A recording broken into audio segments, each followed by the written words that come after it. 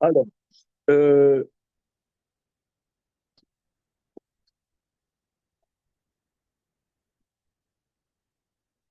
on avait commencé le chapitre Zaïn.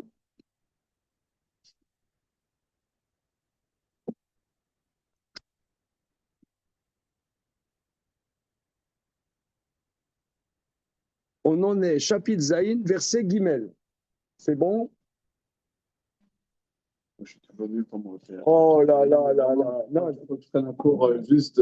Oui. Moi, s'il n'y a pas de numéro de page. Non, alors voilà, regarde. Si il y a une seule chose que tu peux apprendre, c'est ce que j'appellerais les chiffres et les lettres. Je m'avais fait, mais j'ai pris en photo et je ne me suis pas entraîné. Mais oui. Alors, tu vas t'entraîner tout de suite. Alors, chapitre Zaïn, il y en a, vous savez, les chiffres et les lettres? Ça va, ouais. Ça va, c'est bon. Alors, chapitre Zaïn, verset Guimel.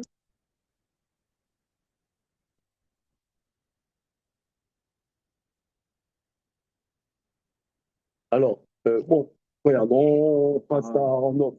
OK? C'est bon. Alors, Eliaou Shlouch, bonsoir. On en est chapitre Zaïn, verset Guimel. Bonsoir, ça marche, merci. Bon, c'est bon? Alors, eh bien, Jérôme, tu vas lire. Ok.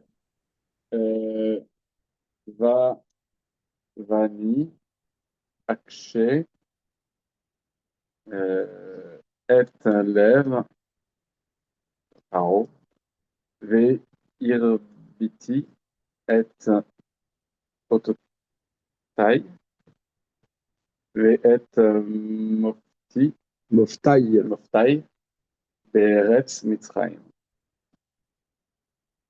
Ok. Traduction simultanée.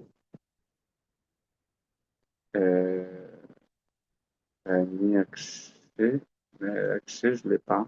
Si tu l'as. Ouais, Alors, une seconde. Grand principe. L'hébreu est la langue que vous connaissez. caché. Caché. Difficile. Oui. Ok. Donc, je vais rendre difficile. Oui. D'accord. Ou caché, ça veut dire aussi dur. D'accord. Je vais durcir. J'endurcirais. J'endurcirai. D'accord. Hein? Ok, d'accord. Voilà, tu vois que tu savais. Je savais. Donc, caché, ça veut dire dur. Le Aleph, c'est première personne du singulier futur. Va'ani et moi, je durcirai, et lève paro. Je durcirai le cœur de Pharaon. Voilà. Ve Irbiti. Donc, celle-là, c'est le. Euh, votre versif ou pas? Du coup. Oui. Oui, c'est ça. On avait un futur et là, on a un futur avec un verbe conversif. Ouais, même pas. C'est deux futurs différents. C'est ça ou je dis n'importe quoi? Non, c'est très juste. Ok. Ou alors non. Oui, non, c'est un futur avec un passé avec un verbe converti. Ouais. Irbeti, ça veut dire. Donc, euh, mais je multiplierai, non? C'est pas ça? Très bien. Oui. Et je multiplierai. Irbeti, j'ai multiplié et je multiplierai. Et je multiplierai. Je multiplierai. Donc, je durcirai le cœur de Paro. Ve irbeti, Et je multiplierai et ototai. Au total, tes lettres, je sais pas. Oui, très bien. Alors, je multiplierai ototai, c'est pas tes lettres, ototai. Euh, euh, Patar Yud à la fin.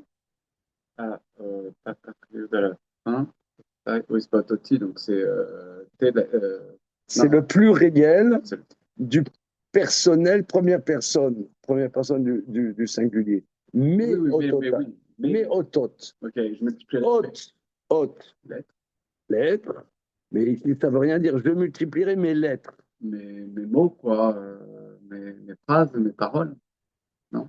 Ah, c'est très bien, mais ça coince. Je vais quand même chercher mes lunettes une seconde.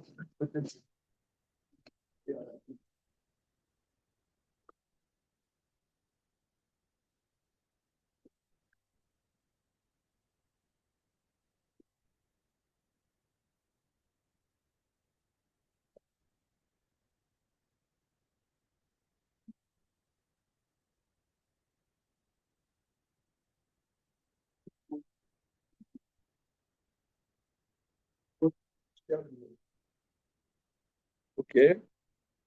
Alors, hôte, c'est une lettre, mais c'est le même sens. Une lettre, c'est une unité de sens. C'est quoi une lettre? Une lettre. Regardez, je vais faire une expérience absolument, une expérience, peut-être que je l'ai faite à une séance précédente.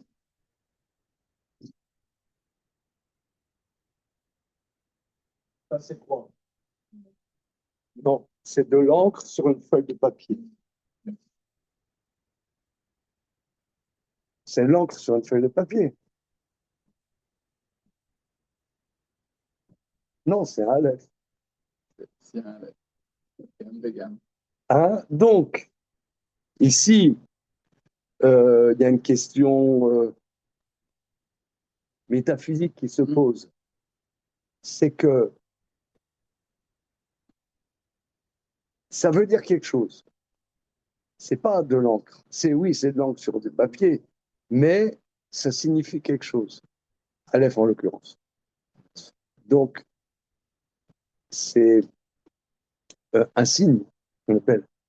Donc, je multiplierai mes signes, et tototai.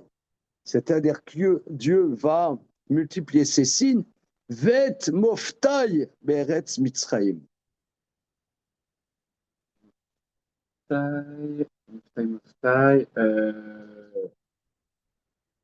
Alors là, la racine du mot, parce que là, le mot, il y a un suffixe qui est patar yud à la fin. Enlevons le suffixe patar yud, on a le mot mofet. Ça veut dire quoi, mofet? Ça n'a rien à voir avec le jugement ou... Non, c'est pas aussi. Non, chauffet. Ah, chauffet. Mais là, mofet, c'est un prodige. Comment, Joël? Alors, je ne sais pas pourquoi on n'entend pas. On n'entend pas bien, en tout cas.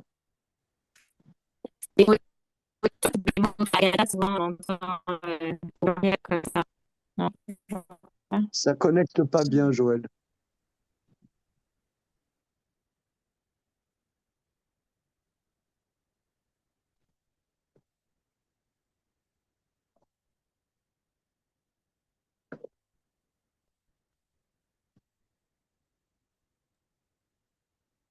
Excusez-moi. Oui, je disais juste dans là, souvent, les moftim au pluriel, Comment? c'est une autre forme de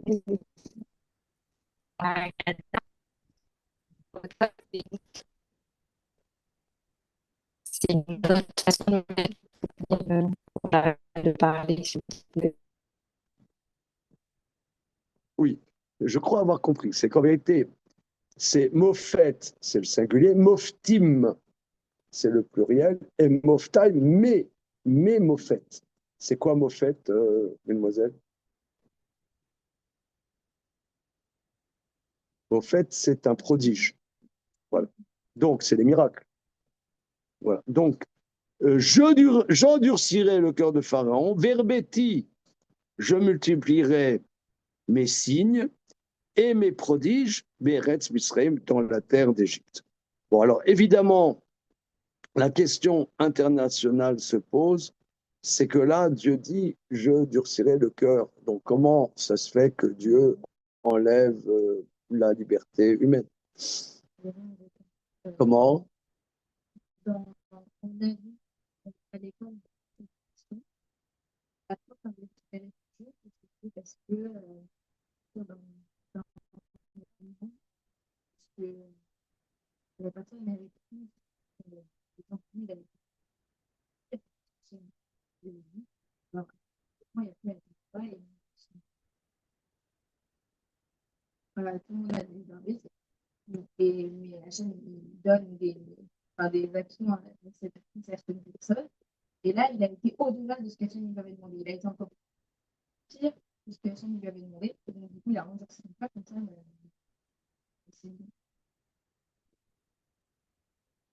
D'accord, oui. Alors, Rachid me dira ça un peu plus tard. Euh, regardez, on va voir Rachid, parce que Rachid dit en vérité pas dit hein, ce que vous dites. Dit ce que vous dites, il va rajouter d'autres choses. Donc, on va faire Rachid parce que c'est évidemment, c'est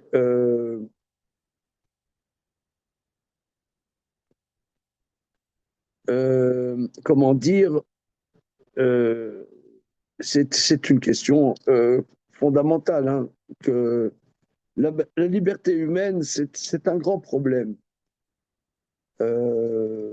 Évidemment, c'est un grand problème. Alors, Rambam dit que Rambam dit que s'il y a une notion de Torah de mitzvot, c'est que l'homme est libre. Alors, c'est que si la Torah nous donne la Torah et des mitzvot, c'est que on peut les faire ou ne pas les faire. Donc c'est la base de toute la Torah, c'est que l'homme est libre. Maintenant, est-ce que nous, on a conscience véritablement qu'on est libre? Je ne sais pas. Je ne veux pas parler pour tout. Comment? Je ne veux pas parler pour les gens en général. Mais... Bon, moi, j'ai l'impression d'être J'ai l'impression qu'on est dans un cadre et quand même imposé. oui, c'était à la liberté. On se croirait au bac de philo. Là. Est-ce que l'homme est libre, monsieur Betanel? Le Covid, hein. Comment? Le Covid. Le bac Covid. Et vous aussi, vous avez le bac Covid. Et il y en a. C'est comme ça que je l'ai vu, le bac Covid. Non, je vois pas. Bon, tout va bien. En tout cas, quoi qu'il en soit, on se croit un bac de philo. Est-ce que l'homme est libre? Alors, c'est un sujet fondamental de la Torah.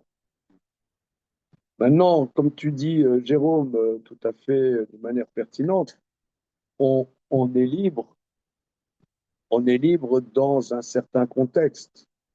On est libre, ça veut dire, il y a par exemple les woke qui disent, voilà, moi je suis né homme, en vérité je suis une femme, en vérité je suis une femme, en vérité je suis un homme. Donc on va dire non, je suis un poisson rouge. Évidemment, quelque part, c'est ridicule. Il y a des choses on n'est pas libre. De la même manière, quelqu'un il est né juif, il dit non, c'est goy, ou un goy. Alors qu'un goy, il dit je peux devenir juif. Mais un juif peut pas devenir goy. Ou bien un Cohen, comme monsieur, il dit non, je suis pas Cohen. Il peut pas.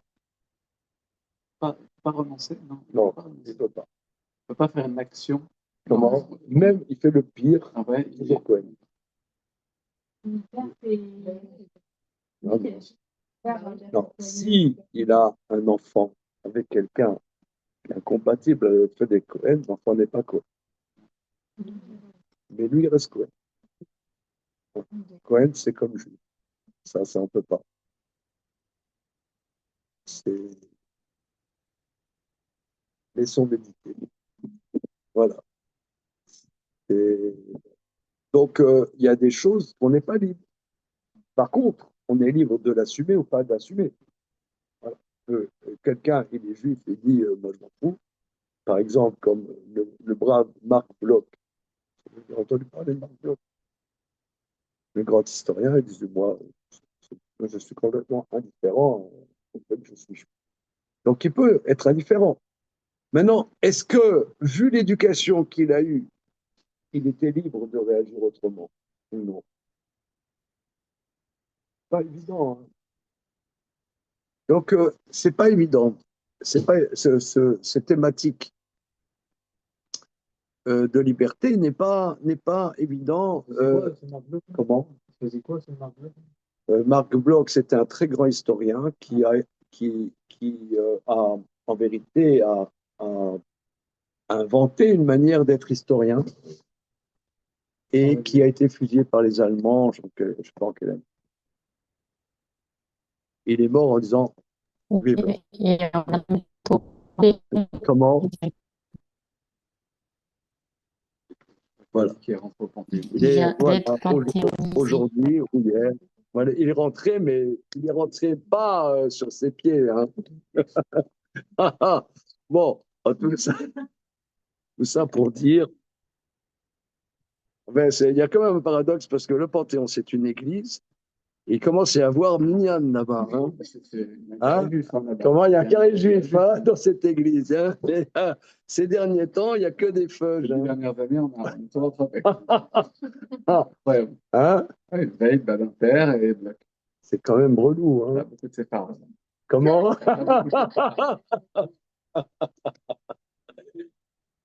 Ah là là. Il y aura bientôt Arthur. Ah bon, alors regarde, je recentre le sujet. Donc, est-ce que l'homme est libre? Alors, d'après Rambam, c'est une base de toute la Torah, de toute la vie juive que l'homme est libre. Alors évidemment, tu viens de dire, à juste titre, que notre liberté est néanmoins limitée à un certain domaine, à la pratique de Torah Mitzvot. Maintenant, comment donc Dieu dit que je durcirai le cœur de Pharaon? On est chapitre 7, cher monsieur, verset Guimel. Alors je fais Rachi, parce que Rachi est absolument fondamental ici. Je durcirai. Donc Dieu dit à Moshe, je durcirai le cœur de Pharaon.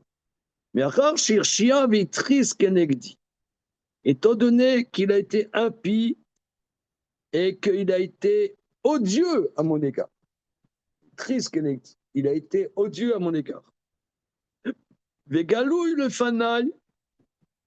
Shen naratroua beumot ovdei lilim la tête lève shalem la chouv.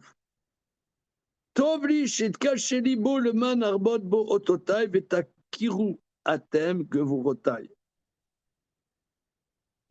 Première chose, étant donné qu'il a été tellement impie et odieux à mon égard, dit Dieu. Donc, ça c'est, comment dire, il n'a aucune humilité qu'il est grossier à mon égard. Et deuxièmement, et c'est clair devant moi, dit Dieu, que les goyim, ça ne leur fait pas plaisir, les idolâtres, de porter leur cœur entier pour faire teshuva.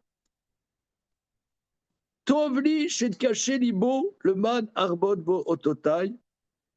Je préfère alors durcir son cœur pour multiplier mes signes. Vetakiru atem gevurotai, et que vous reconnaissiez mes puissances. Est-ce que vous comprenez qu'est-ce qu'il dit le brave Rachid? En réalité, c'est complexe, hein, c'est pas. Vous voyez, les paroles de nos maîtres, je comparerais les paroles des Chachamim à du Nescafé.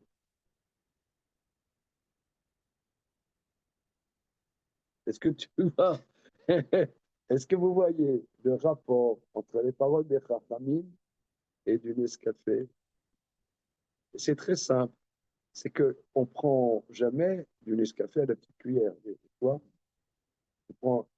tu le mets dans l'eau chaude et ça se dissout, ça se dilue.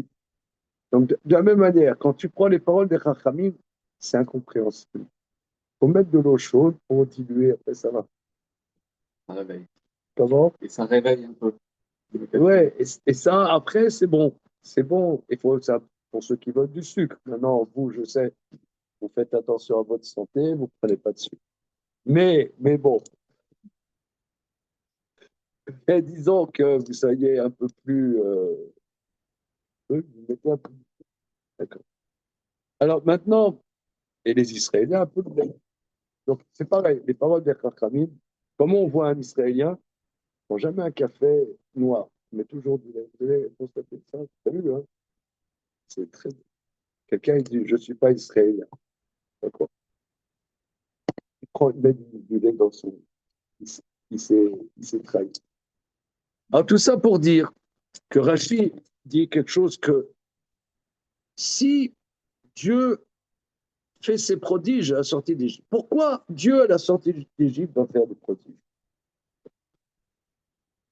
Pour que on sache le nom de Dieu Yudke Vavke. C'est quoi le nom Yudke Vavke? C'est que Akadosh Baruch Hu agit librement à l'intérieur des lois de la nature. Nous, on voit les lois de la nature. Prenons un exemple. Je prends ce stylo, Éternel, je le lâche. Est-ce qu'il va tomber sur la table? Oui. Scientifiquement prouvé. Maintenant, donc, il y a des lois de la nature. Alors, on pourrait dire que les lois de la nature, ben, celui qui a créé la nature, il a délégué la création à la nature, justement, que l'homme n'est pas libre. Que si, par exemple, moi, j'ai tel problème, jusqu'à la fin de mes jours, je serai esclave de mes problèmes. Alors, Akadosh Bokhu veut montrer ses Gevurot, sa puissance, qu'il peut changer les choses, qu'il est libre dans sa création, que la nature est une manière discrète d'exprimer la volonté de Dieu, mais n'exclut pas la volonté de Dieu. Et c'est ça ce qui va se passer à la sortie d'Égypte, parce que l'Égypte, c'était une société technologique de l'époque, et c'était la société scientifique. Et cette société scientifique de l'époque, il n'y a que la nature, que les lois de la nature. Maintenant, donc Dieu va révéler que c'est lui le créateur et que la nature est un mode d'expression du Dieu créateur, mais n'est pas euh, euh, implacable. Mais si on va voir que l'eau du Nil, qui était le dieu des Égyptiens, le Nil, se transforme en sang, alors, et à un moment, Pharaon, il va dire, ah, Moshe, stop, ça y est, je fais tchouva. Dieu a raison et moi, je suis un rachat, comme il va le dire plus tard. Mais en vérité, il ne veut pas faire tchouva, il veut seulement que ça s'arrête. C'est comme tu as quelqu'un, je vais prendre un exemple, peut-être il ne va pas vous plaire. Quelqu'un, bon, nous on s'en fout de la chaîne. C'est clair. À la table, là? Ouais, On s'en fout de la chaîne? ouais, bon, disons. Allez-y, ouais. Ouais. Maintenant, que Dieu nous en préserve, quelqu'un, il est malade. Ou un proche qui est malade. Bon, alors il va voir les tzadikim, il va faire des prières, il va donner de l'argent à la tzedaka, machin. Est-ce qu'il veut faire le chouva?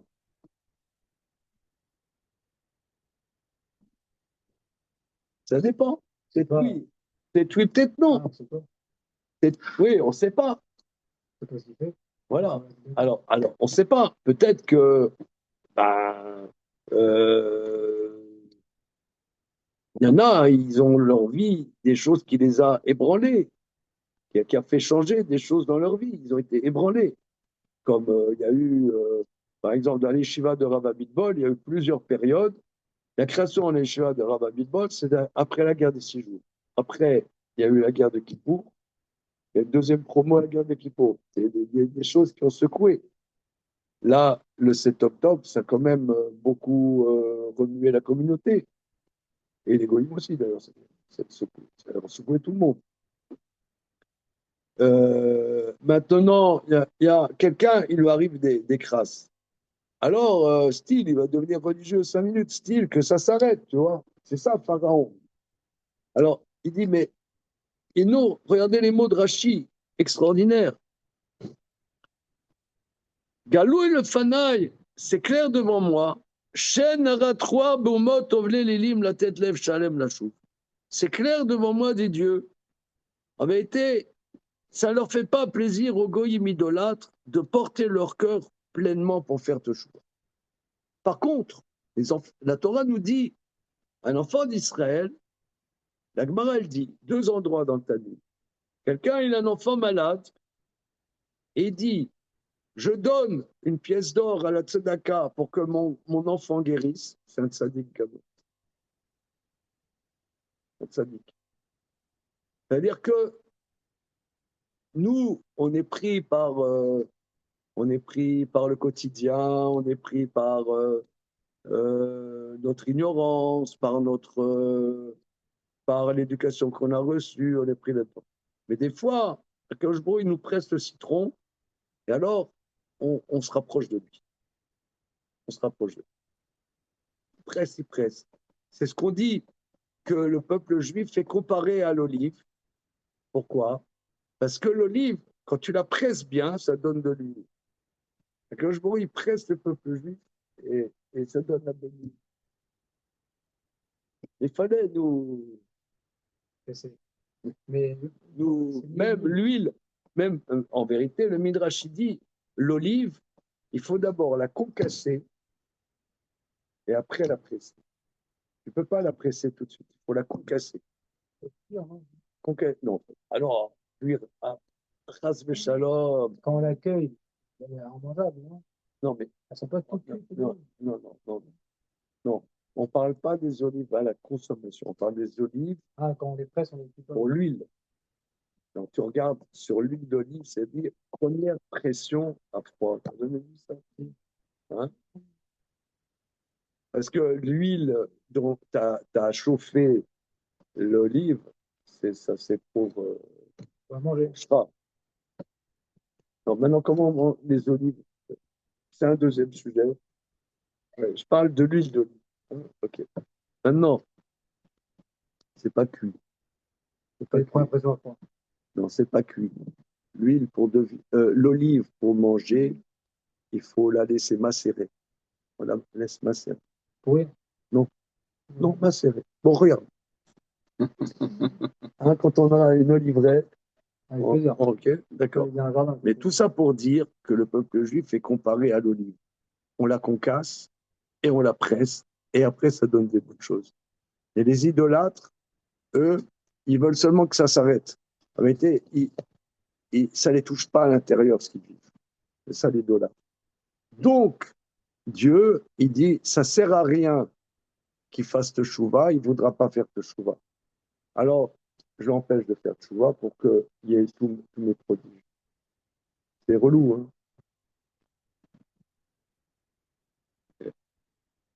Surtout, c'est à la fin de la saison, non?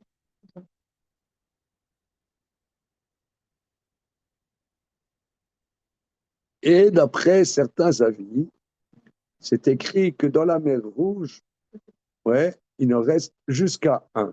Il n'en pas resté jusqu'à un. Vous entendu, il y en a un qui est resté. C'est un seul qui est resté.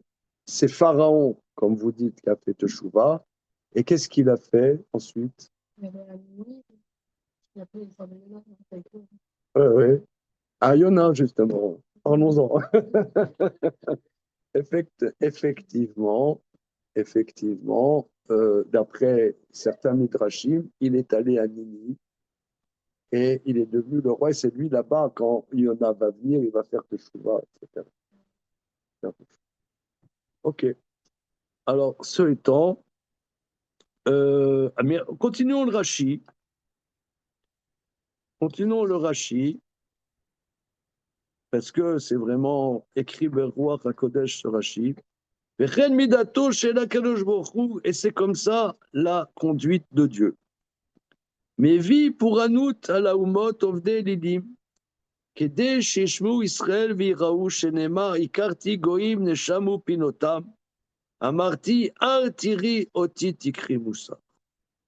C'est comme ça les démarches de Dieu. Il amène des châtiments sur les Goyim idolâtres, pour que Israël entende et prenne peur.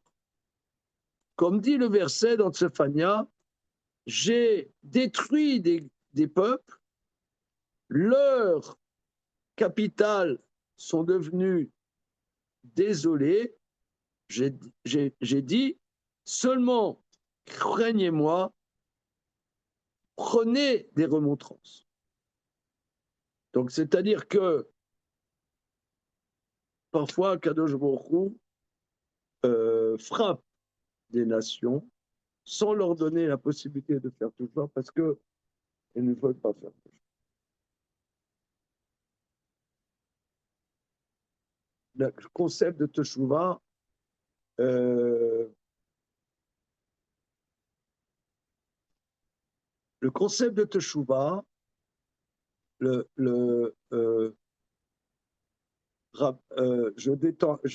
développe un petit peu, hein, même si on sort un petit peu du cadre de la traduction au sensu, mais ici on est dans du lourd, c'est très lourd. Il y a, vous voyez, dans la prière, je vais chercher le Patar Eliaou, on va voir. Voilà, donc on prend le Patar Eliaou.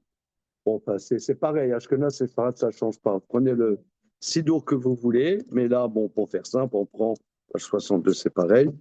Donc, les 3 premières bénédictions, c'est des louanges à Hachem. Ensuite, une fois qu'on a fait les 3 premières bénédictions, commencent les demandes à Dieu. Quelle est la première demande? Regardez, c'est écrit Dalet Birkat Adat. Tu as 3e bénédiction, Atakadosh Veshivra Kadosh Shoshim Bechol Yom Yalu Chasela. Ça, c'est la 3e louange. Ensuite, 4. Ata Ronen Ladam Da'at Umelabel Enosh Bina Veronen Umeite Chodeo Bino Vaskel Baruch Ata Hashem Ronen Adam. Tu gratifies l'homme de discernement, tu lui enseignes à l'humain la compréhension, gratifie de nous, de toi, que nous soyons, qu'on ait pitié de nous, de toi, de discernement, de compréhension, de réflexion. Tu es Baruch toi Hachem, qui gratifie de discernement. Discernement de compréhension. D'accord? Donc ça, c'est la première chose qu'on demande à Dieu.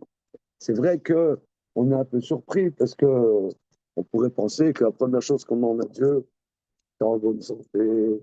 Deuxième, avoir du fric. Ouais. Ah, qu'est-ce qu'on peut demander? Première chose, n'est-ce pas? En bonne santé, deuxième chose, avoir du fric.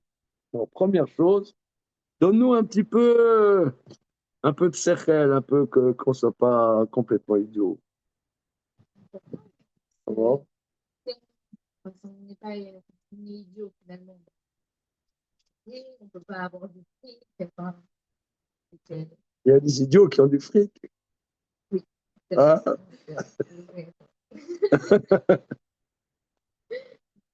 Non, mais ça veut dire. On ne parle pas de ces gens-là. En fait, on essaye de dire que on le met à bon escient pour Hachem. C'est quand même étonnant, non, hein, que la première chose qu'on demande à Dieu, c'est Ronen Adat, donne-nous Deo, Bino, Vaskel, donne-nous discernement, compréhension et réflexion. C'est dingue quand même. C'est la première chose. Alors les Chachamim me disent c'est le plus vital. C'est étonnant, hein. On parle peu de ça, non, hein? Pourtant, on dit ça 3 fois par jour. Continuons. Ensuite, une fois qu'on a demandé donc le discernement, la compréhension et la réflexion, ensuite, Ashivenu avinu le Secho, ramène-nous notre Père à ta Torah, car venu malkenu lavotecha, rapproche-nous notre roi de ton service. Vachazirenu beshuva shlemo lefanecho, ramène-nous dans une chouva complète vers toi, Baruch ata Hashem harotzeh b'teshuvah. Toi qui désires la teshuvah. Alors, il y a un grand maître, Rabbi Tzadok HaKohen, Rabbi Tzadok Rabinovitch, dans son livre, un livre qui s'appelle Takanat Hashavim, il rapporte que la teshuva est liée à la compréhension. La teshuva, c'est pas, c'est qu'on a compris quelque chose et que par cette compréhension intérieure, c'est elle qui va faire qu'on change.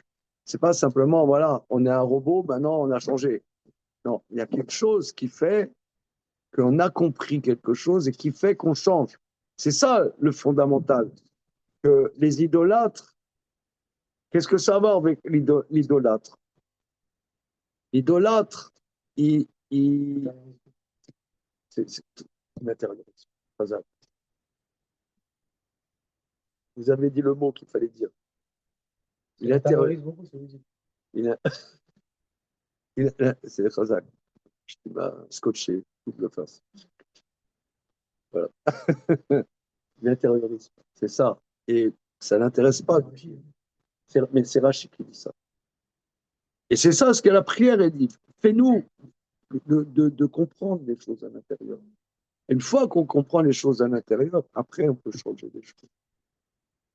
L'histoire, c'est pas voilà, j'ai fait tchouva, maintenant je mange glatte, j'ai la photo de tel rabbi au-dessus de ma télé. Je raconte un truc, de dingue. Il y a X années, on habitait à Créteil. Et vous savez, maintenant, les choses, elles ont changé.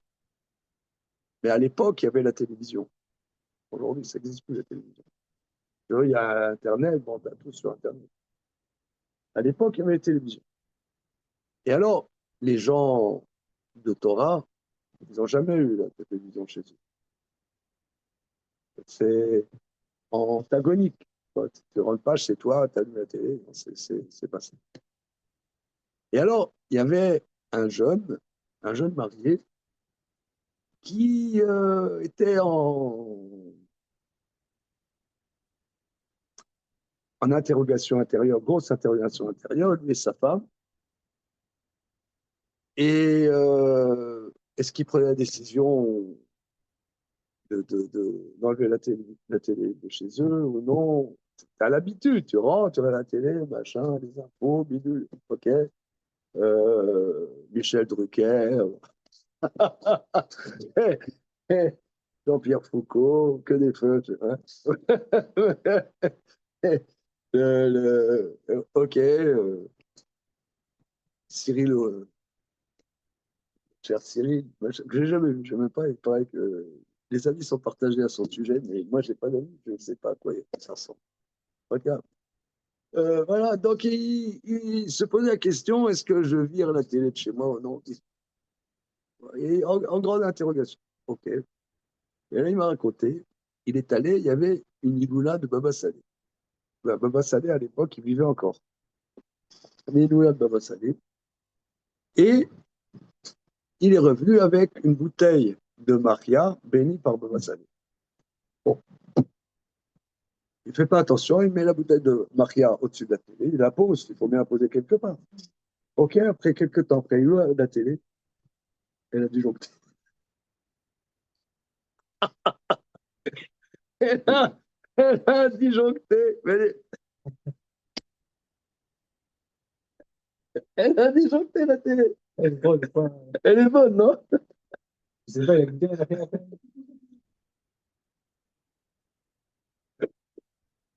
Si vous ne me croyez pas, je vous donne le mur. Quoi? Il a enlevé la télé alors.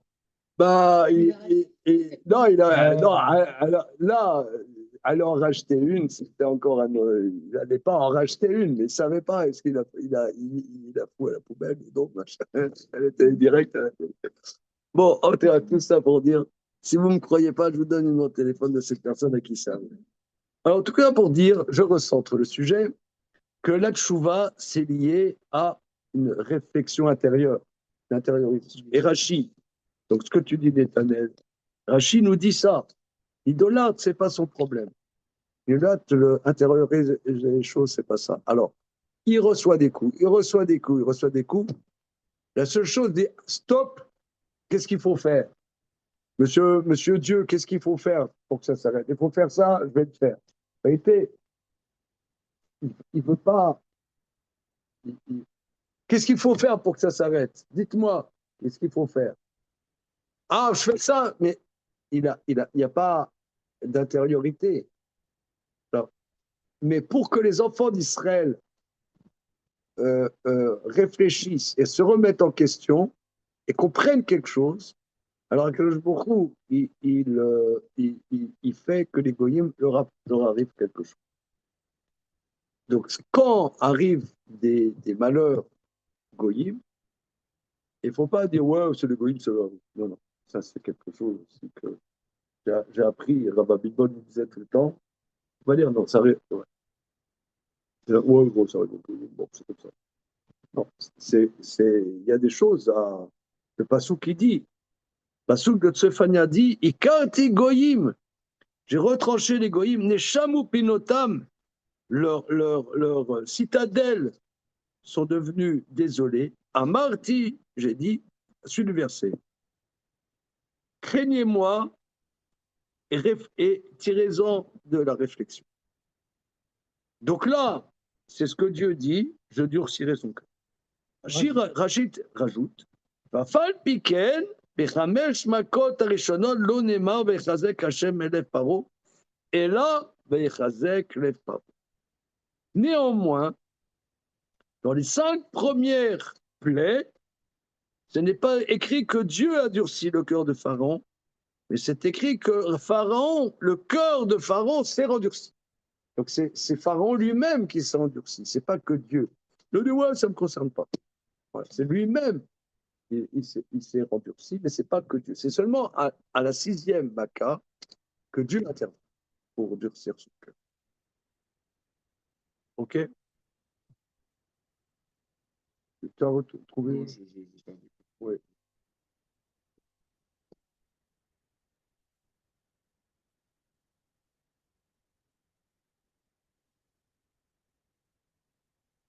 Hein?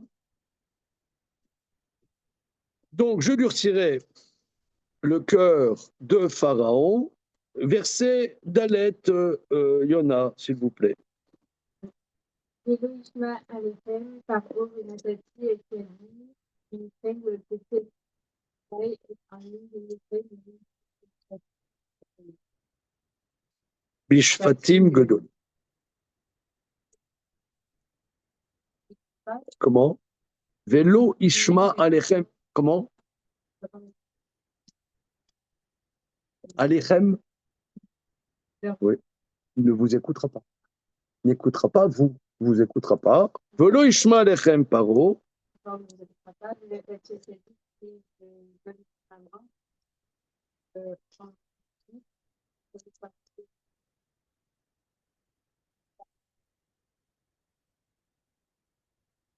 Voilà. Mes armées.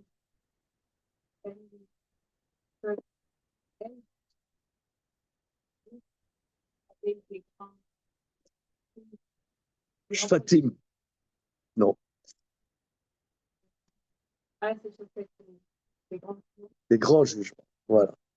C'est-à-dire que lorsque Dieu a dit à Abraham, ta descendance sera étrangère dans un peuple qui n'est pas le leur, ce peuple les feront souffrir 400 ans et après je les sortirai, je les délivrerai avec des grands jugements. C'est-à-dire que Dieu jugera ces peuples qui ont asservi le peuple d'Israël. Shfatim, Shofet, Shin, Petet, c'est jugé. Alors, Velo Ishma Lechem Paro, Venatati et Yadi Be Mitzrayim. Je donnerai ma main dans l'Égypte. Alors, qu'est-ce que c'est quoi cet anthropomorphisme, hein?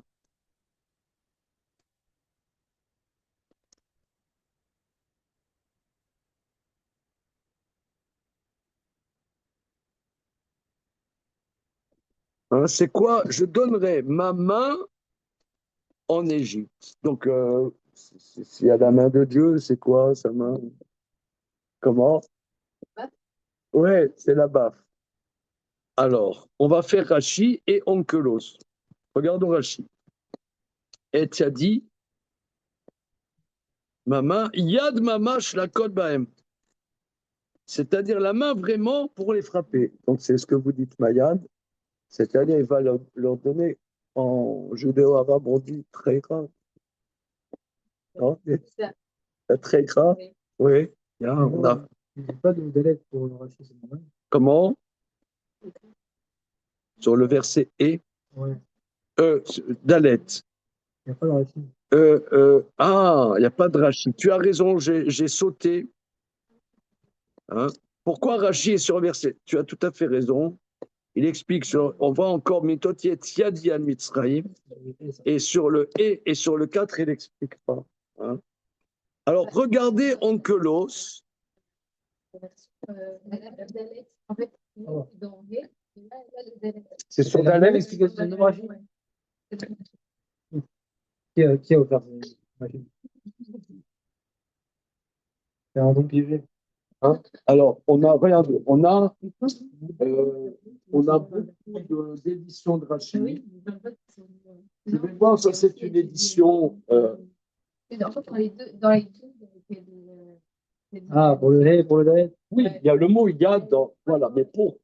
C'est-à-dire, dans l'édition commune, là, Rashi est sur le verset et. Or, ce qu'il dit est légitime aussi sur le verset Dalet. Donc, ça paraît plus légitime de mettre sur le verset Dalet. Alors là, on a des éditions très, très poussées de Rashi. Regarde ce qu'il dit. On a beaucoup de livres sur Rashi, sur la Torah. Rashi sur la Torah, c'est Rabbi Là aussi, c'est délai. Et c'est le même rachis. Rabbi Chaim Yosef David Azoulay, dans son livre Shem Agdolim, il dit que Rabbeinu Tam, petit-fils de Rashi, très très grand maître, disait faire un commentaire sur le Talmud comme mon grand-père, je sais faire. Mais comme mon grand-père sur la Torah, je ne sais pas faire. Commentaire de Rashi, c'est très spécial. Et là, nous avons peut-être 20 livres différents sur Rashi. Sur la Torah. Alors, Non, mais là, je crois que c'est une erreur de cette édition spécifiquement. Ouais. alors je regarde. Hein. Parce que là, ouais, il y a deux éditions déjà qui ont dit que c'est le ouais, Délai. Nous, on a c'est la seule édition qui a fait.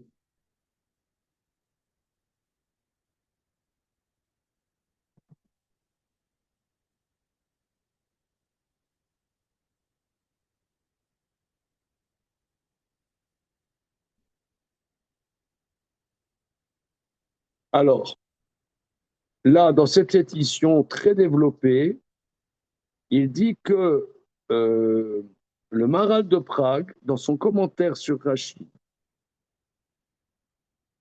prouve que c'est sur le verset et pas sur le verset 4. Bon, il faut voir. C'est qu'il y a vraiment une discussion sur ça. En fait. Ouais. Alors, une seconde. Ah oui, le Maharal de Prague, c'est faire varier.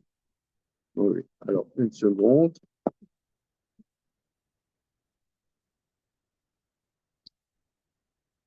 Je crois pas que c'est un mauvais nom. C'est vraiment une discussion entre Mara et Rafi. Hein. C'est chaud, hein? Alors, là, dans cette édition très poussée, sur verset Dalet. Et qui dit ça? Ça, c'est l'édition qui se base sur des manuscrits. Bon, regardez. Regardez, là, ça sort du cadre de notre étude, là. Il y a des pilpoulim là-dessus. Regardez, on ressent. Néanmoins, je vous invite à voir sur le verset Dalet la traduction en araméen de Onkelos. Alors, vous allez me dire, là, l'hébreu déjà, c'est pas évident. Maintenant, on va faire de l'araméen. Mais Onkelos, on a déjà parlé ici à cette étude d'Onkelos. Oui. Onkelos, neveu de Titus, codisciple de Rabbi Akiva, a fait un travail unique en son genre, et Maïmonide, dans le Guide des Égarés,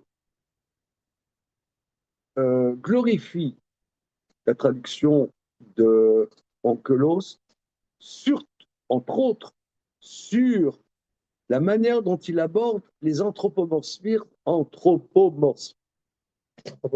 Anthropomorphisme, voilà, du Chumash. Et regardez ici, nous allons kiffer notre race. Alors, je reprends le texte. Velo Ishma Alechem Paro, il ne vous écoutera pas, Pharaon. Venatati et Tsiadi Bemitzrem, je donnerai ma main dans l'Égypte. Onkelos. Velo Yekabel Minchon Paro, il n'acceptera pas de vous, Pharaon. Ve'eten yat mechat gevurti bemitzraïm. Je donnerai la crainte de ma puissance en Égypte. Vous voyez comment il traduit Yad par la crainte de ma puissance. Donc il a zappé le sens premier de Yad pour en donner un sens plus perceptible pour nous. Qu'est-ce que c'est la main? La main, je donnerai ma main.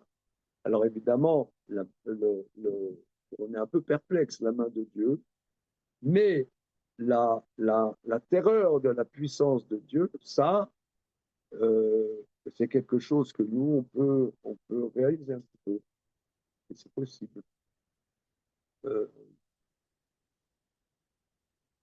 Et c'est ça, Yad. Quand le verset dit Yad, c'est-à-dire on sent un coup. Mais c'est une manière de dire. Parce que Maïmonide développe beaucoup dans le Guide des Égards. Alors, on continue. Mayan, verset E, s'il vous plaît.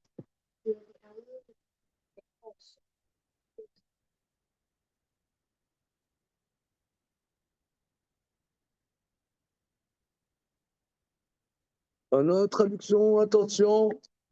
Attention, une bonne traduction, s'il vous plaît. Oui, pourquoi vous dites sauron? Parce que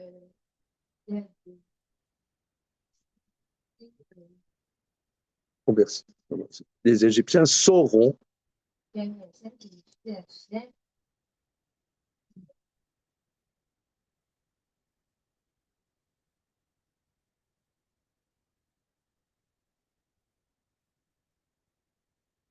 Noter, c'est tendre. Noter, noun, tête, et c'est tendre, pencher. Où est-ce qu'on voit le mot noter en... Comment? Sûrement, sûrement. Noter,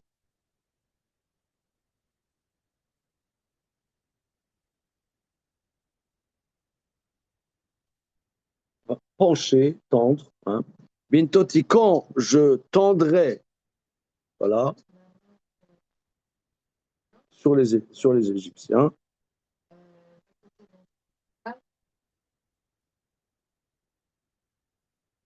Ah, pardon, Mitzrayim, c'est les Égyptiens. Alors, oui, alors on a déjà posé la question que parfois on dit Mitzriim, c'est les Égyptiens, et Mitzraïm, c'est l'Égypte. On a déjà relevé par exemple, Veyadou Mitzraïm, sauront, Yadou, c'est un pluriel, Mitzraïm, c'est un singulier. Ils sauront l'Égypte. Donc, c'est un mot, comment dire, générique. L'Égypte, l'ensemble de l'Égypte. Netanet, verset Vav. וירס משה ואהרון כאשר ציווה השם אותם כן עשו.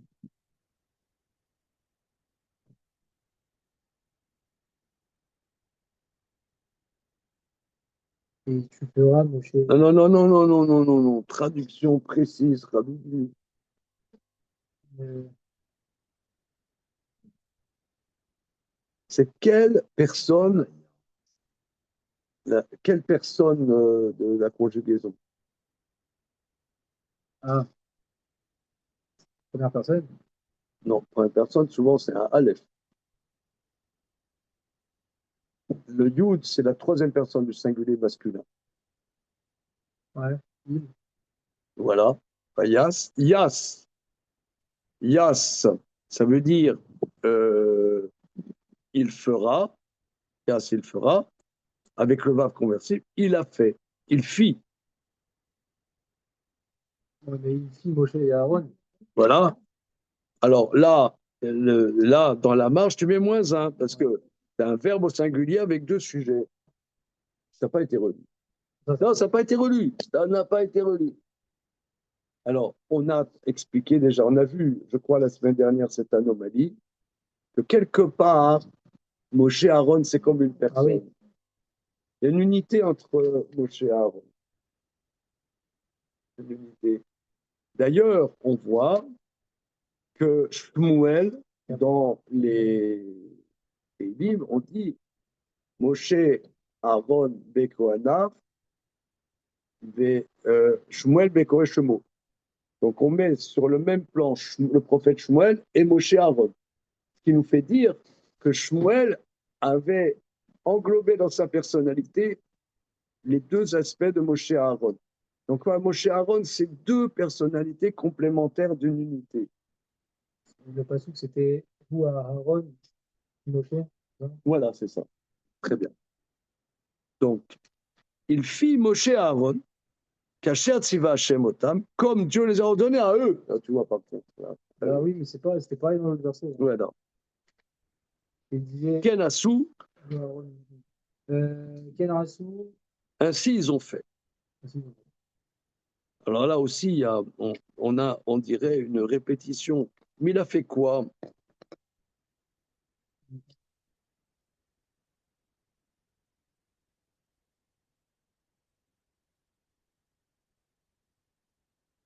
Là, c'était quoi sa mission? D'aller voir Pharaon. Parce que ce que Moshe Aaron a fait, d'accord? Il a fait quoi?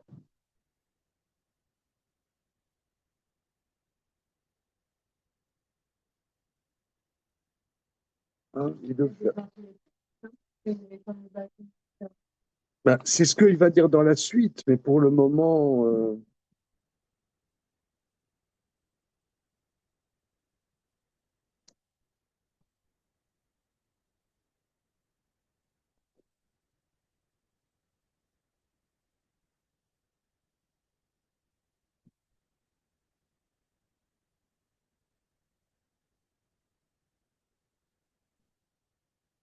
nous, les zoomeurs et zoomeuses, Comment que c'est ce qu'elle a dit Ona? Parce que juste avant, on parle de Shpatim.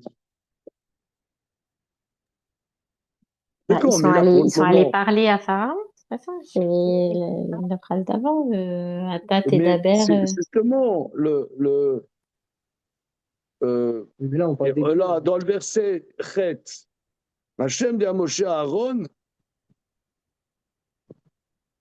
verset Yud, Vayavo Moshe Aaron el Paro, Vayasuken Kasher Tziva Hachem.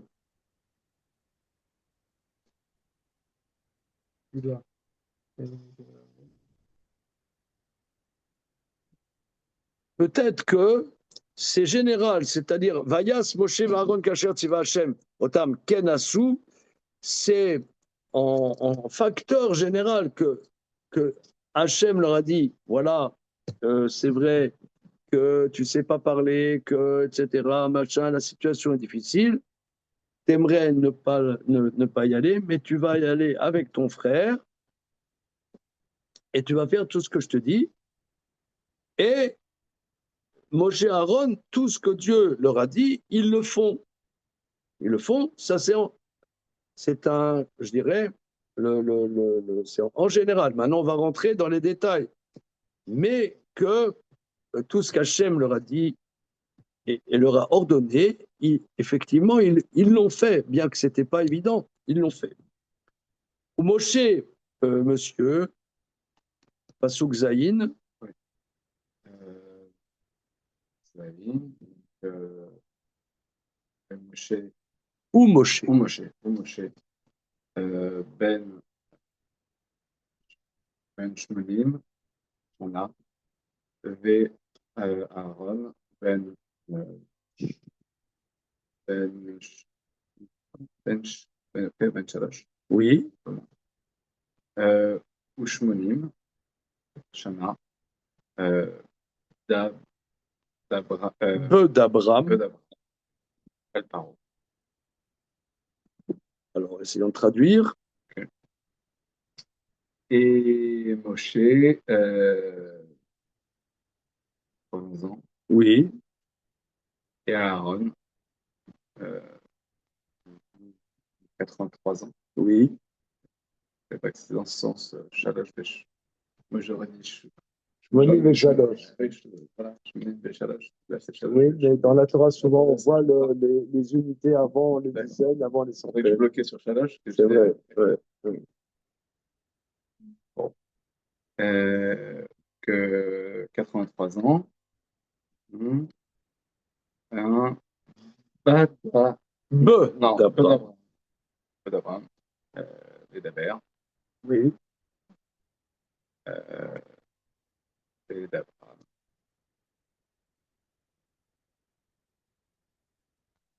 Oh non, c'est sûr. La chose.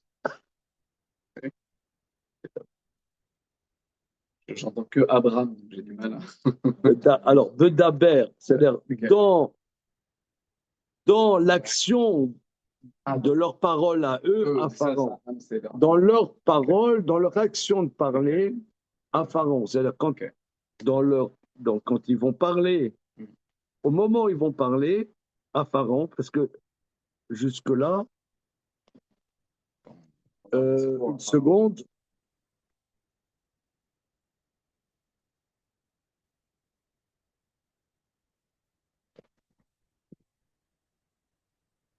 Ils sont déjà allés voir Pharaon. Ils sont déjà allés voir Pharaon. Dans chapitre E, verset Aleph, etc. Ils sont déjà allés voir Pharaon. Hein. À la fin de Parashat Shemot, ils sont déjà allés voir Pharaon. Et Pharaon, il a dit, qu'est-ce que c'est toute cette histoire? Moi, ça ne m'intéresse pas tout ça. Voilà.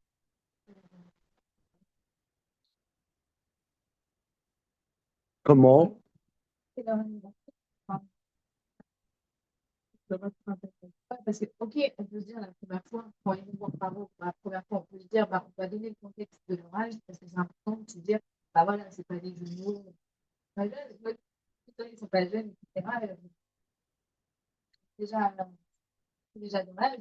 La première fois, j'aurais trouvé ça logique, mais la deuxième fois, pourquoi Voilà, très bien.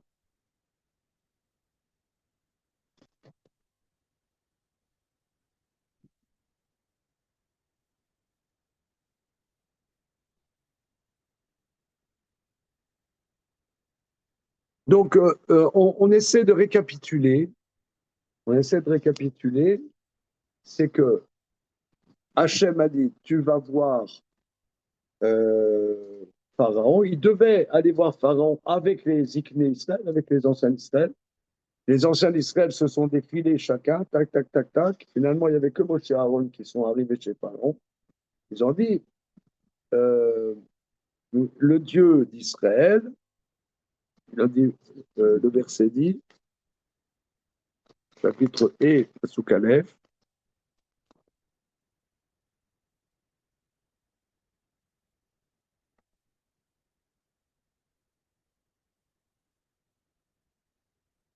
Shalar et Tamir Goli Bamidbar. Ainsi a dit l'Éternel, le Dieu d'Israël, renvoie mon peuple qui fasse une fête dans le désert. Il leur a dit, le Dieu des Hébreux s'est révélé à nous, allons pendant 3 jours, etc. Pourquoi pourquoi Moshe Aaron, vous dérangez le peuple de leur travail? C'est tout. C'est tout ce qui s'est passé. Il n'y a pas les plaies, il n'y avait pas.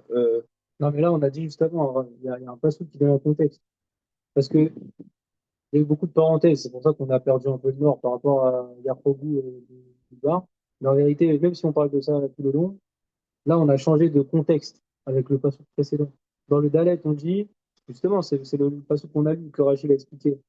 Petit Tsivoté, non, pardon, Veadeu Mitzrayim le He, et Bintoti Mitzrayim, le Tchet Ben Israël Mitocham.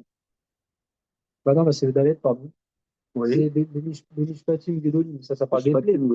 Oui, voilà. Donc là, maintenant, ça va changer. La première fois, c'était prise de contact. Mais comment dire, ça n'avait pas tellement de conséquences. Mais là, maintenant, on va y aller. Là, maintenant, on va rentrer dedans. On va rentrer dans le là. Et laisse partir les enfants d'Israël 3 jours dans le désert pour qu'on fasse une fête. Et non, mais laissez travailler. Ça, celui d'Israël, je ne sais pas qui c'est, Mi Hachem, que je l'écoute, je ne sais pas de quoi tu parles. Laisse travailler. C'est tout, point. Mais maintenant, il va aller parce qu'il va y avoir la sortie d'Égypte. Et si tu refuses, eh ben, il va y avoir des plaies. Donc là, maintenant, l'opération commando va commencer. Or, si tu envoies un commando, tu envoies plutôt des jeunes entre 18 et 24 ans, que sais-je. Ouais. Mais tu n'envoies pas les vieux pépés qui sont à la retraite. Quoi. Non. Retraite C'est les deux, c'est les, à de tous les 65 ans, là, que les pays sont. De tous les vieux pétards, c'est les deux seuls qui ne se sont pas tirés. Voilà. Mais pourquoi? Parce qu'il y a une question que Mayan pose. Pourquoi c'est maintenant qu'on dit leur âge? On aurait dû l'âge la première fois qu'ils vont voir Pharaon. Mais là, ça ne tirait pas tellement à conséquence. Mais là, maintenant, on y va. Opération sortie d'Égypte. Lancez l'opération sortie d'Égypte. C'est lancé. Maintenant, c'est lancé. Voilà. On envoie les porte-avions, on envoie les missiles, les trucs, les drones. Voilà, ça commence maintenant. Et les pépés, ils arrivent. Alors, c'est étonnant quand même. Alors, Ravolbert, dans le deuxième tome de son livre, le Aléchour, vous connaissez le Aléchour, vous avez entendu parler de l'Aléchour de Ravolbert? Et il y a un chapitre important sur le Mashiach. Il dit que Moshe, quelque part, c'est la Torah nous donne beaucoup de détails sur Moshe, c'est pour nous donner l'idée de la personnalité qu'aura le Mashiach. Et de la même manière que Moshe, Dieu l'a pris, il était berger, hein, il l'a pris là-bas de son troupeau. Et c'est pas quelqu'un qui a fait West Point ou Saint-Cyr ou machin, ou l'école des espions, que sais-je, commando. Eh bien, le Mashiach aussi, c'est quelqu'un qui n'est pas préparé à sa mission et qui n'est pas impressionnant en tant que tel. C'est quelqu'un qui débarque. Et là, on voit, ils débarquent, ils ne sont pas dans la première jeunesse. C'est pas Bruce Willis dans ses années de jeunesse. Dans les blockbusters. C'est des gens.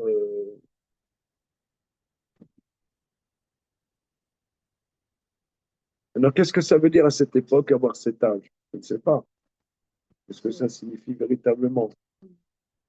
Parce que Yocheved avait 130 ans quand Moshe est né. Donc, l'échelle des âges. Mais quand même, c'est pas jeune. Hein. C'est un minima, quand même pas jeune. Surtout que Moshe Rabbeinu, Surtout que Moshe Rabbeinu va vivre 120 ans, donc il a dans la deuxième partie de sa vie. Ça, c'est indéniable. Non. Voilà. Alors,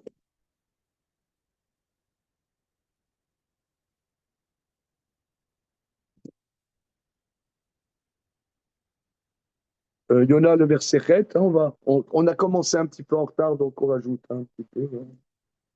ויאמר השם אל משה ואל אהרון לאמור, כי השם a dit à Moshe et Aaron en disant, Oui, oui. ידבר עליכם פרעה לאמור כי הנני לכם מפקד ואמרת אל אהרון קח את מטרה לאשלח לפני פרעה ואני ידבר tu leur parles. Alors, le mot qui, vous avez raison, la Gemara à plusieurs endroits dit que le mot qui se traduit de 4 manières. Car, oui, mais là, c'est lorsque. Donc, qui est d'abord à l'Erem Paro? Parce que Paro lui dira, Oui, en disant, donnez et prodige, c'est un singulier, un prodige. un prodige, il dira, et Aaron lui dira, Non, la Martha el Aaron. Aaron, prends ton bâton et envoie-le devant Paro, il sera. Comment sera. Ah, alors, très bien, Rachid dit serpent, exactement. Parce que Tanine, ça peut être un crocodile, des fois, Tanine. Comment Un reptile. C'est un reptile, voilà. Ça peut être un crocodile, mais Rachid nous dit un serpent.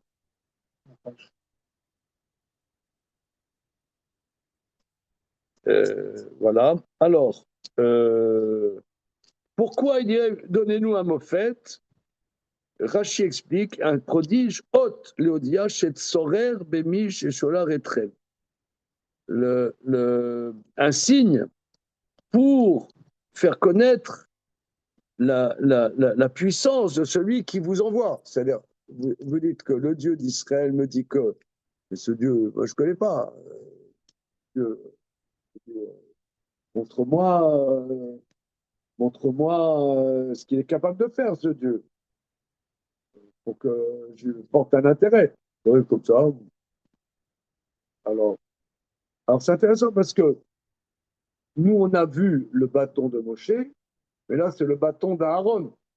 Le bâton de Moshe, on voit que c'est un bâton très spécial, mais le bâton d'Aaron, on ne le connaît pas jusqu'à maintenant. Prends ton bâton et jette-le devant Pharaon, qu'il soit un tannin, qu'il soit, Rachid nous explique, un serpent. Mayan, verset Yud.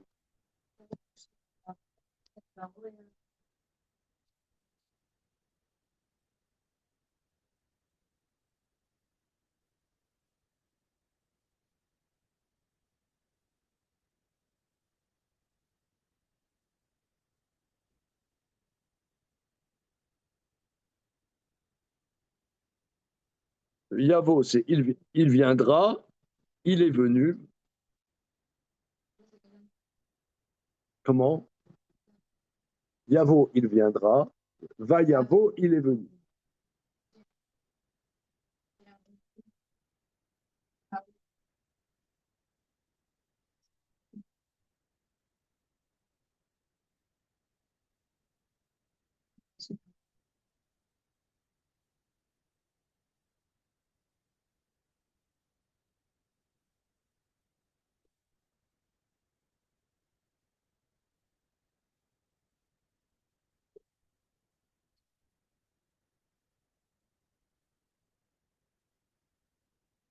Voilà.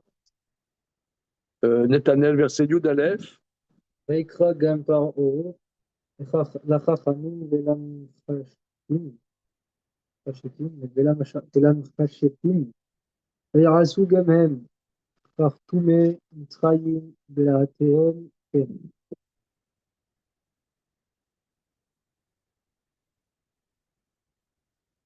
ויקרא et il appela Oui, aussi Pharaon. L'Achachamim, c'est savants. oui. Velam pas chez Plim, la Machash. Parce qu'il y a un petit indice là. Comment? Oui, la racine du mot, c'est kishouf, mechachef. Vous savez pas? Kishouf, c'est la sorcellerie. Mechachef, celui qui fait la sorcellerie, les magiciens.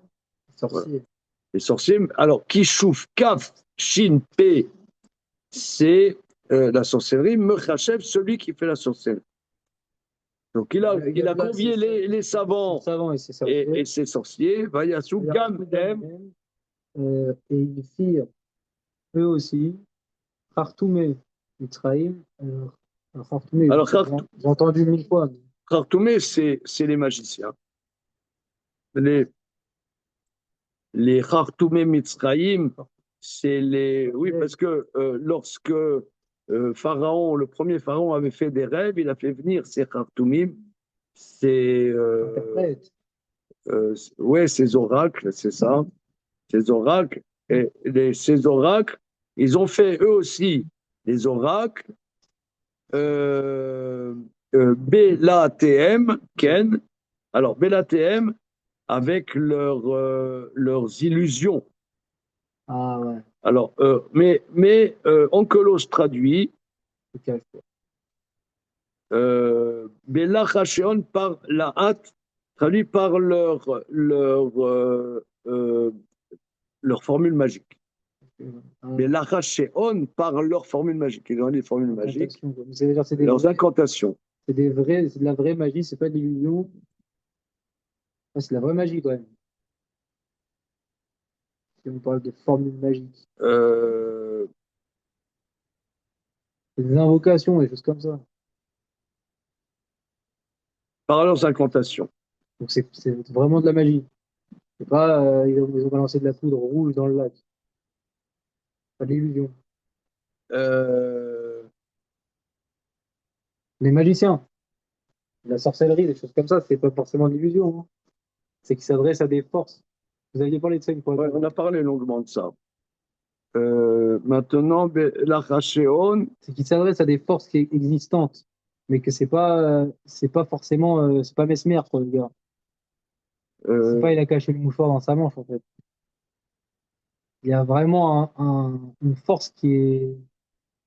En fait, ça existe, la magie. Ouais, Comment? c'est ça. C'est ça dont on parle.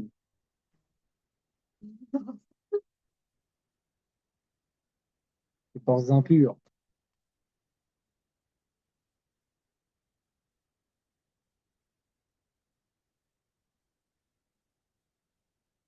Oui, c'est un sujet très important, mais là, j'ai l'impression que c'est, comme on va voir dans la suite, ils font des choses, mais quelque part, il y a une illusion.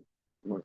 Il y a quelque part, ici, dans la Torah, on parle beaucoup de sorcellerie, oui, je comprends. Ouais. mais ici, il y a un envoûtement, ici, ils font croire que c'est des serpents, mais Parce que Rav, on a parlé d'un prodige. C'est-à-dire que si Moshe et Aaron, ils ont prié à Dieu pour avoir un prodige, et que c'est ça que ça donne, c'est que c'est vraiment un prodige et que c'est pas reproduire, faut pas le reproduire. Et que Dieu qui peut le faire. Voilà, c'est ça. C'est-à-dire qu'il y a forcément des illusions.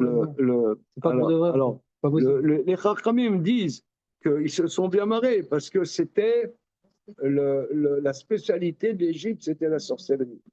Et dit voilà, c'est comme dans une grange, t'as une grange de foin, je t'amène du foin. Tu m'amènes dans le palais de Pharaon, il y a des sortilèges tout le temps, et tu m'amènes avec un sortilège. Ça fait rigoler. Alors, le verset suivant.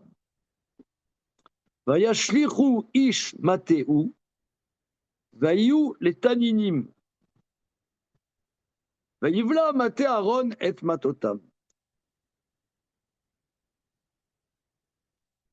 Chacun jeta leur sortilège, leur bâton, et il devint des taninim. Vayivla mate Aaron et matotam. Mais le bâton d'Aaron a avalé leur bâton. Regardez Rashi. Vaïvla, maté Aaron, me'achar, shechazar, venase, maté, bala et kulam. Une fois, donc eux, ils ont fait, se sont transformés en serpents, mais une fois que leurs bâtons, leurs serpents sont redevenus des bâtons et que le serpent d'Aaron est redevenu un bâton, le bâton d'Aaron a avalé leur bâton. Ah, un bâton. C'est le bâton qui a avalé les bâtons.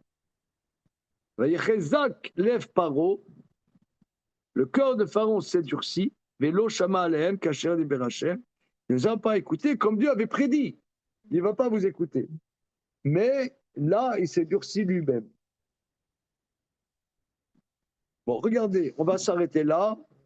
C'est un point, il faut beaucoup travailler ce point, parce que si effectivement, qu'est-ce que ça veut dire que les Égyptiens, c'était des grands illusionnistes? Qu'est-ce que ça nous apprend à nous? On dit quelque part, on est un peu dans une société illusionniste. Sans trop me fouler, on est dans. Tu as dit tout à l'heure, Nathanaël a raison, que les idolâtres, ils ne cherchent pas à intérioriser les autres. Mais nous, quelque part, est-ce que je force le trait ou non? Je ne sais pas, j'essaye.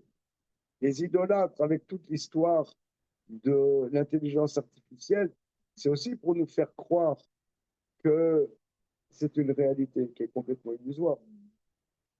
Elle est efficace. Et c'est pas qu'elle n'est pas efficace, mais elle est illusoire. Elle fait croire qu'elle est efficace. C'est un peu, moi, sans me fouler, hein, sans trop forcer le trait. Eux, ils sont dans une société technique. La technique, ça te fait croire quelque chose. Ça marche. Mais il n'y a rien. C'est que du technique. Là, quand il y a eu le début de l'intelligence artificielle, j'ai lu un livre d'un grand spécialiste d'intelligence artificielle de 3 ans, qui s'appelle Alexei Greenbaum. Je ne sais pas si je vous ai parlé de ça.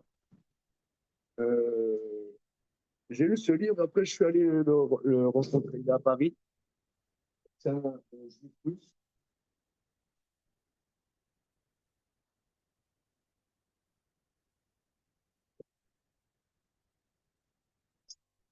Regardez sur Internet. Très, très grand spécialiste de l'intelligence artificielle. Et alors, dans ce livre qui s'appelle Parole de machine, il rapporte, donc ça fait 3 ans que ce livre, je l'avais entendu à la radio, je pense sur Europe numéro 1, et il avait parlé de l'intelligence artificielle, ça m'avait flashé, et le livre qui venait de sortir, Parole de machine. Et alors, il rapporte dans ce livre qu'il y avait à Silicon Valley, dans ceux qui travaillaient dans ChatGPT, avant que ça soit ouvert dans le grand public, un grand ingénieur avait perdu sa copine était morte. Et il était très déprimé. Qu'est-ce qu'il a fait? Il a rassemblé et numérisé tous les souvenirs de sa copine, toutes les photos, tous les films, tous les clips, tous les machins, tous les clips. Il a fait une intelligence artificielle avec ça. Et quand il rentrait chez lui, il y avait l'intelligence artificielle de sa copine qui lui parle. Salut, comment tu vas? Comment ça s'est passé avec sa voix? Comment ça s'est passé? Tu travailles aujourd'hui? Tu n'es pas trop fatigué? Machin. Et ça lui a le fait d'avoir toujours vivre un peu avec sa copine, ça lui a remonté le moral. Bien qu'en vérité, c'est lui qui a fabriqué la machine. Et alors, au Japon, ils ont fait, sur ce modèle, ils ont commercialisé que quand tu vas au cimetière voir ta grand-mère, tu as des entreprises qui numérisent tous les souvenirs de ta grand-mère, ton père ou que sais-je, et tu vas voir, il y a un QR code, tu cliques sur le QR code, et la machine te parle avec la voix de la grand-mère. Et te dit comment tu vas, tellement gentil que tu sois venu aujourd'hui, il y a la canicule, vraiment ça me touche beaucoup. Ah, Est-ce que les mises à c'est... jour, Comment? c'est entretenu, quoi. Ça Ah, évidemment, c'est l'intelligence artificielle. La canicule, je ne m'attendais pas à ce que tu viennes, ça fait vraiment beaucoup plaisir avec la voix. Hein. Et, et les gens croient ils savent que c'est faux, mais ça leur apporte quelque chose quand même. Bien que ça soit une machine faite par l'homme. Et lui, Greenbaum, qui est juif, très concerné de lui, il dit, et c'est ça l'idolâtrie. L'idolâtrie, c'est toi qui l'as fabriqué ce matin et tu y crois. C'est toi qui l'as fabriqué. Tu l'as fabriqué. C'est comme le père d'Abraham Avinu, il l'a fabriqué. Et tu crois que c'est un pouvoir. En réalité, c'est toi qui l'as donné à ce pouvoir. Mais peut-être nous, on vit ça. L'Égypte, c'est nous. L'Égypte, c'est une société avec des serpents qui m'a. Tu peux avoir. Il y a eu des spectacles d'Elvis Presley avec des hologrammes, machin. Comment? Michael Jackson, machin. Et tu y crois. En vérité, c'est que l'illusion. C'est la machine. Mais je trouve que c'est un écho de ce que nous on vit. Avec les sortilèges, on arrive à faire quelque chose qui a l'air vivant, mais c'est pas vivant. C'est pas vivant. Et c'est ce que toi tu dis très bien, que Dieu, il a fait que ça soit le bâton, c'est un serpent, mais eux, c'est un sortilège. Ouais. Mais parce qu'il n'aurait pas précisé le produit. Et puis, ouais. Non, c'est ça. Parce que déjà, dès qu'on lit ça, prodige, juste après, dans le même passage on parle de prodige et après on parle de serpent.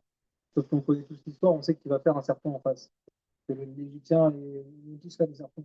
Alors on se demande direct, même dès le passage précédent, on se dit pourquoi il a fait un serpent, Dieu. Alors que l'autre, en face, il va le faire, le Il serpent. va le faire au 7, dans 5 minutes, il va le faire. Pourquoi tu as choisi le serpent? Et c'est du pipeau.